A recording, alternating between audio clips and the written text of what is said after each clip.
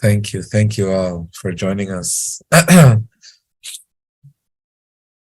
So I am based in Rishikesh, India right now, and all the yogis who are traveling with me to India, they went out for a beautiful Ganga Puja. Ganga Puja is where they worship the queen of all the rivers. Some of you may be aware that in India, they have a culture of prayers and culture of respect and culture uh, of coexistence.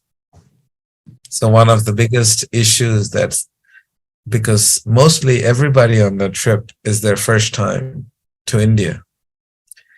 And in India, what you will experience when you come with me sometime, such beautiful place, such diverse cultures.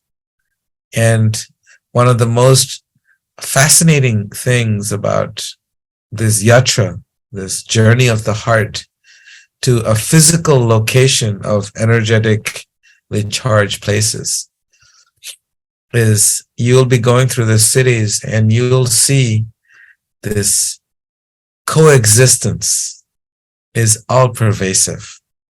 You'll see humans, you'll see men, women, chickens, goats, cows, elephants, everybody, goats, everybody share the streets together. And the cows, they just block the street sometimes. And then the drivers have to get out and talk to the cows and tell them to please move to the side so they can move on. So in this way, there's always so much visual sensory perception and the sounds. As we were driving into Rishikesh, from the airport to Rishikesh is about 35 minutes. And the driver was telling us that yesterday, the day before, there was a herd of elephants that had blocked the whole entire highway on both sides.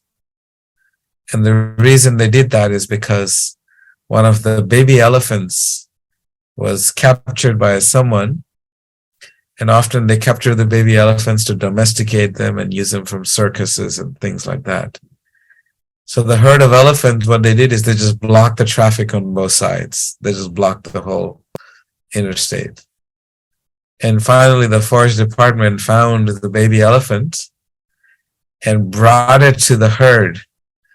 And when they brought this baby elephant to the herd, then the herd of elephants opened up the blockade.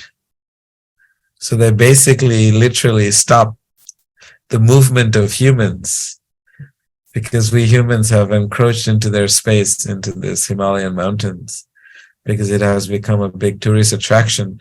So many people come here.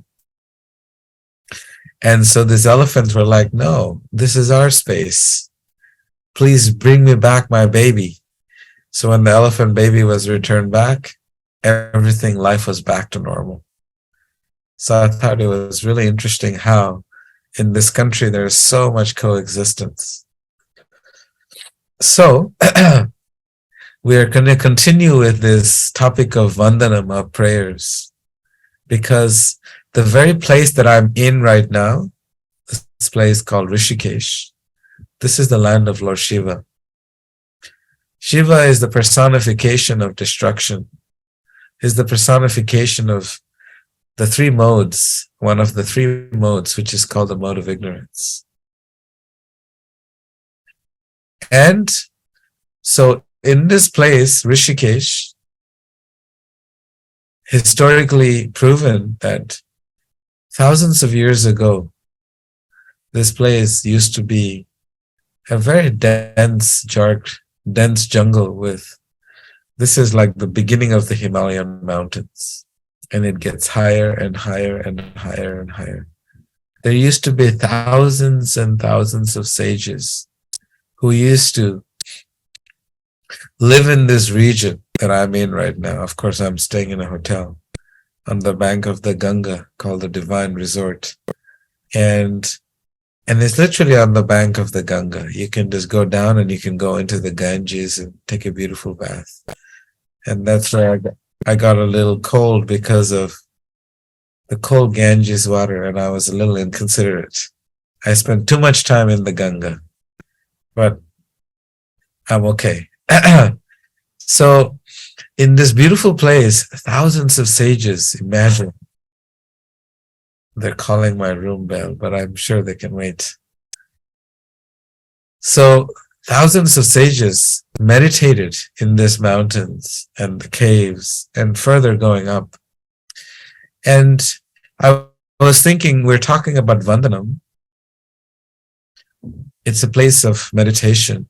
That means that this whole area of Rishikesh, Haridwar, and then when you go up from here, it's called Deva Prayag. It's another beautiful town where Ram and Lakshman, they also meditated in that place. And then when you go higher than that, you go to Kedarnath, Badrinath. And then higher than that is just nothing but ice and snow. Because even where the humans go to Badrinath, 8 months out of the year, I think it's 9 months out of the year, is covered in snow. Humans don't live there. And then 3 months out of the year, humans go there because there is an incredible old temple of Shiva, where the demigods in the heavens, they come to worship him. So it's a very beautiful place. Very, very spiritually charged. Ganga Devi is dancing through the mountains with her beautiful, elegant, powerful waves, crushing through the mountains and paving her path. And she's dancing her way to the ocean. So, why is this topic being brought up about Rishikesh? Because this is the place of prayer. And why and how is this a place of prayer? Because prayer needs silence. If there is no silence, there is no prayer. Imagine trying to have a conversation with someone inside of a club or inside of a discotheque where the music is loud and blaring and you're trying to communicate with others in that space. I have never been in that space, but I'm only imagining how difficult it may be for us to communicate with another person in that environment because it's so loud. So in our worldly affairs that we live in, our mind is causing so many sound vibrations. And every time we meet each other, we just want to share what's happening in our lives. We don't take time to listen. So Vandanam happens when we practice silence. Vandanam can only happen when we are silent. Otherwise, there is no Vandanam. Because Vandanam is the communication between your individual heart to the heart of the Supreme. So Rishikesh, where I am now, is a place where there used to be complete silence. But when you come to visit with me now, you may not experience that because there is thousands and thousands of people.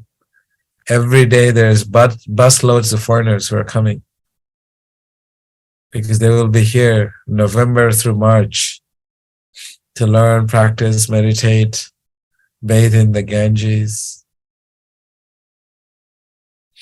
So this Rishikesh was a place of silence.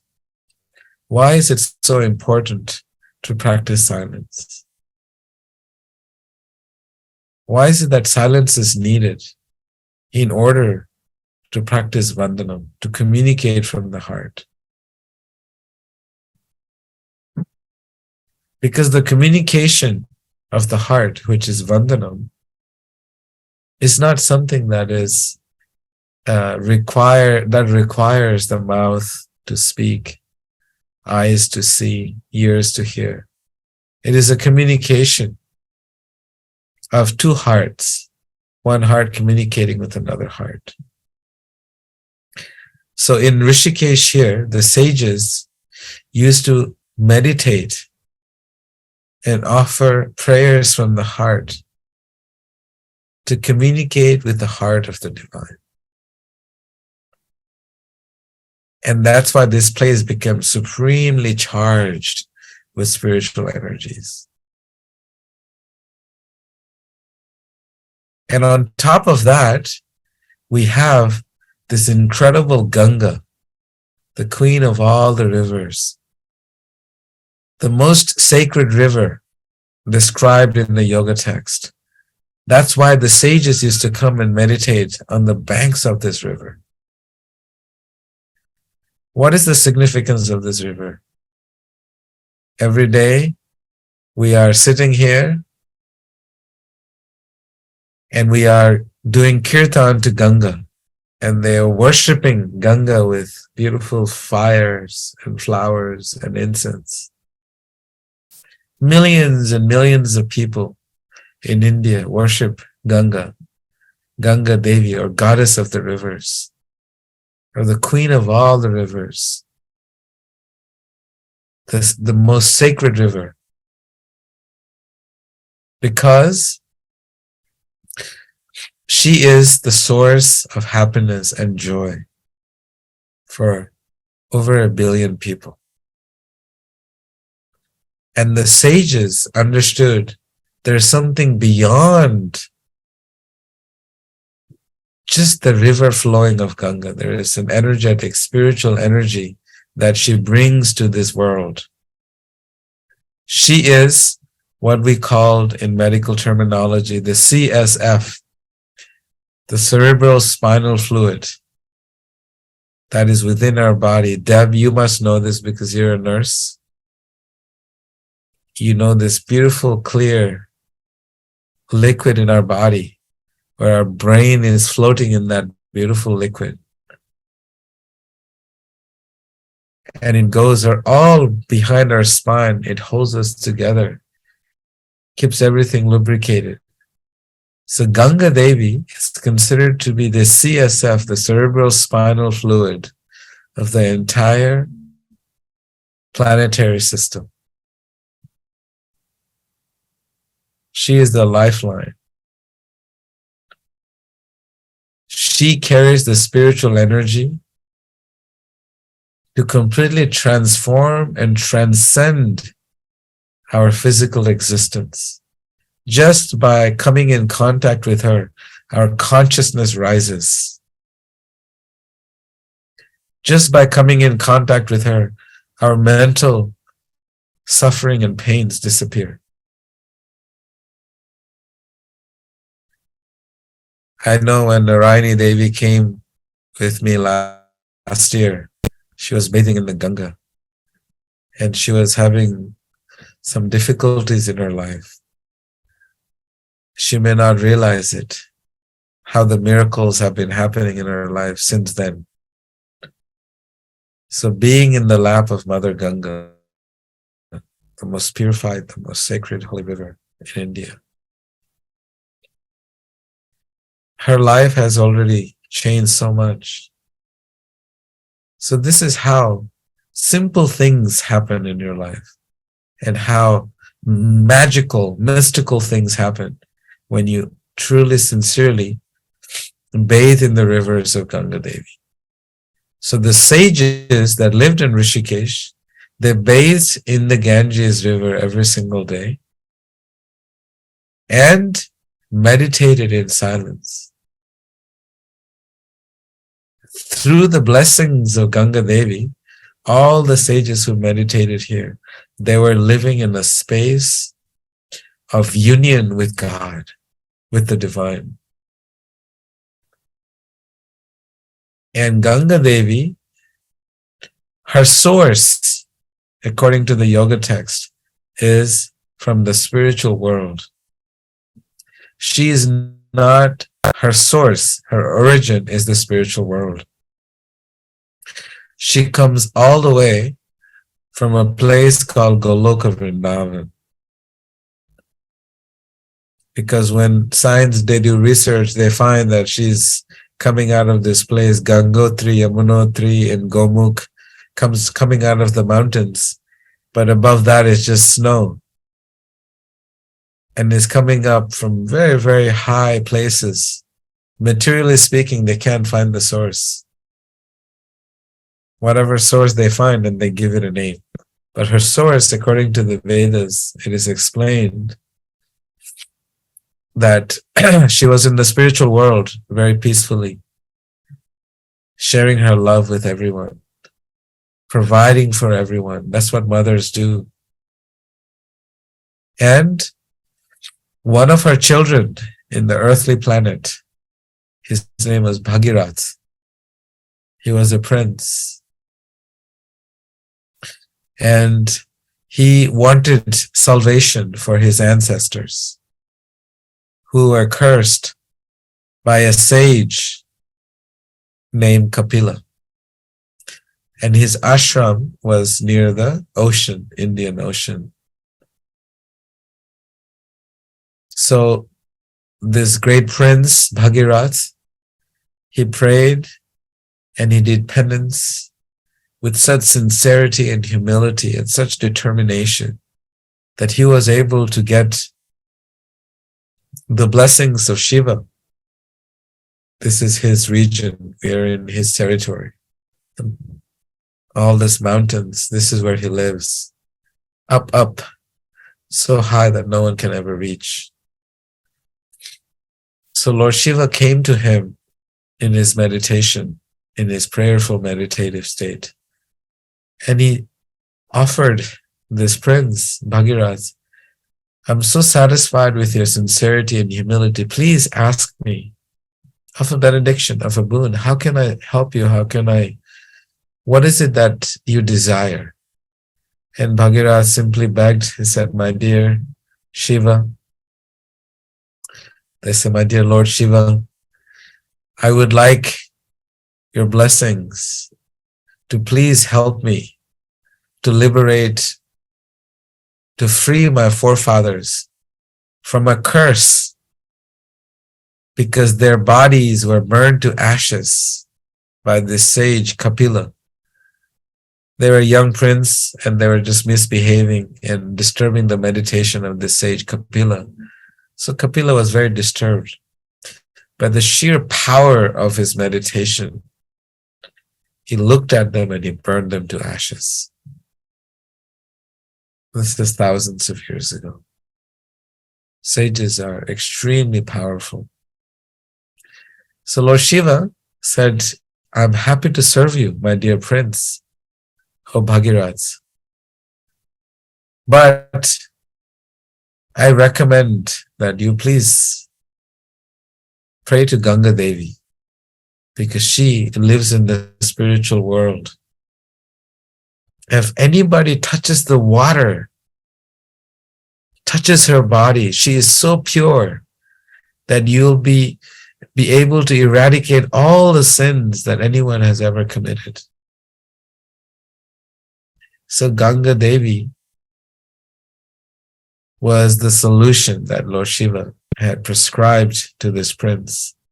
So Prince Bhagirath went back into his meditation and he started meditating and sincerely begging for the appearance of Ganga Devi. So this beautiful goddess of all the rivers, sacred, the most sacred of all the rivers, Ganga Devi appeared in her beautiful form, dressed in absolute sparkling, beautiful silken white garments in front of this prince and asked the prince, my dear child, please tell me, how can I serve you? So Prince Bhagirath said, my dear mother, my ancestors are stuck. They're not being set free because of their mischievous behavior. Sage Kapila had cursed them. And they're laying in a big pile of ash next to his ashram. Please come down to this earthly planet and please help deliver my ancestors.